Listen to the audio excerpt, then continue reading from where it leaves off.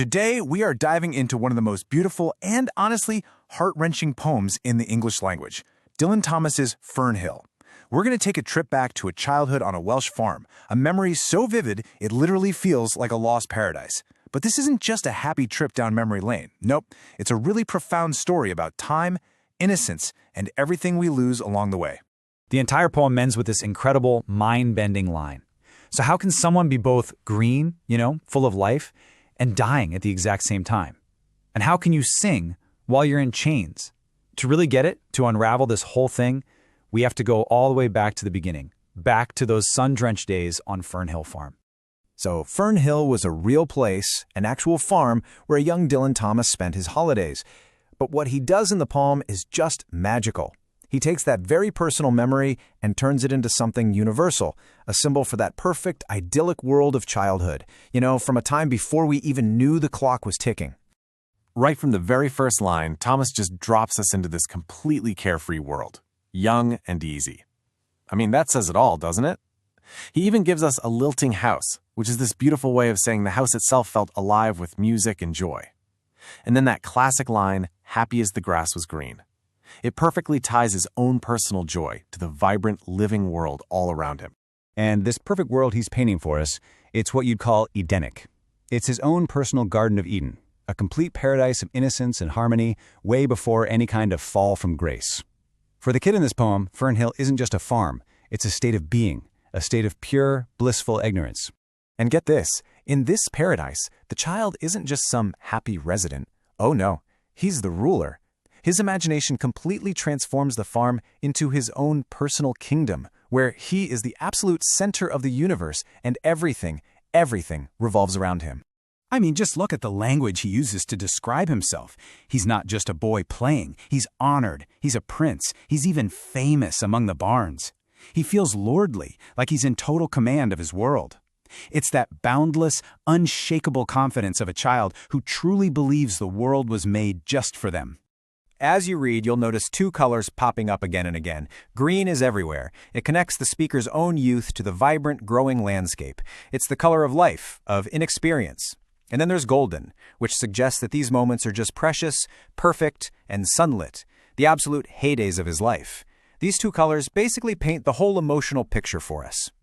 Okay, so this next part is absolutely crucial. It's the speaker's relationship with time itself. And in the beginning of the poem, time isn't the bad guy. Not yet, anyway. It's personified as this kind, almost fatherly figure who generously just lets the boy play and enjoy his perfect world.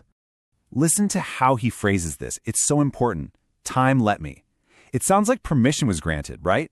Time is this indulgent guardian, just watching over the boy's adventures with total approval, like a proud dad whose eyes are literally reflecting the kid's golden happiness. But here, you start to feel a little shadow creep in. Again, it's time let me play, but now this freedom is granted through time's mercy. That word mercy, it subtly hints that this state of bliss is just a temporary gift. It's an act of kindness that isn't guaranteed forever, and, well, it can be taken away. And yeah, that mercy, it doesn't last. This is the big turning point in the poem. The joyful, dreamy tone starts to shift. The adult speaker's awareness of loss begins to break through the memory, and we suddenly realize this paradise was always on borrowed time. And the contrast is just so stark. As a kid, he was heedless, running around without a single care in the world.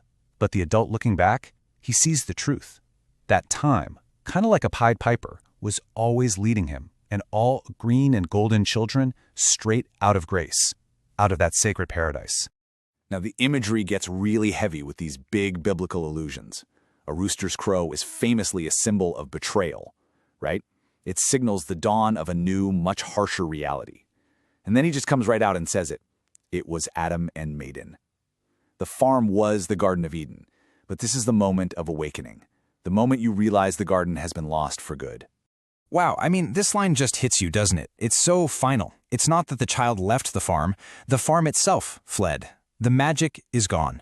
Once that innocence is lost, that specific magical version of the world just vanishes, and you can never, ever go back. It becomes a childless land. So where does that leave us? How does he wrap all of this up? Well, the poem moves into this final, really profound state of acceptance, of reconciling the joy of the past with the tough reality of the present. And this is where we finally understand that central paradox. Okay, so here it is. This is the heart of the whole poem. To be green and full of life is, by its very definition, to be moving forward in time, which means getting older and leaving that youthful state behind. Growth and decay are two sides of the same coin. They're happening at the exact same time, from the very beginning. And that brings us full circle, right back to that incredible final line. The chains are the limits of being an adult, of mortality, of time itself. He's trapped, for sure. But his song, his memory, his art, his poetry, it isn't silenced. It has the vast, powerful, and timeless force of the sea. So even though there's loss, the beauty of that memory can still be expressed in this huge, powerful way. So when you put it all together, what is Fern Hill really telling us? Well, it's this powerful tribute to that lost paradise of youth. It reminds us that losing our innocence is just an inevitable part of being human, and that time is both our friend and our captor. But, and this is so important, it shows us that through memory and through art, we can keep the beauty of those green and golden days alive forever. And at the end of the day, the poem leaves you with a thought. Thomas takes his own personal memory and makes it feel like it's ours, something we can all connect with. And it makes you wonder, what's your Fern Hill? What's that Edenic, sunlit place that exists in your own memory?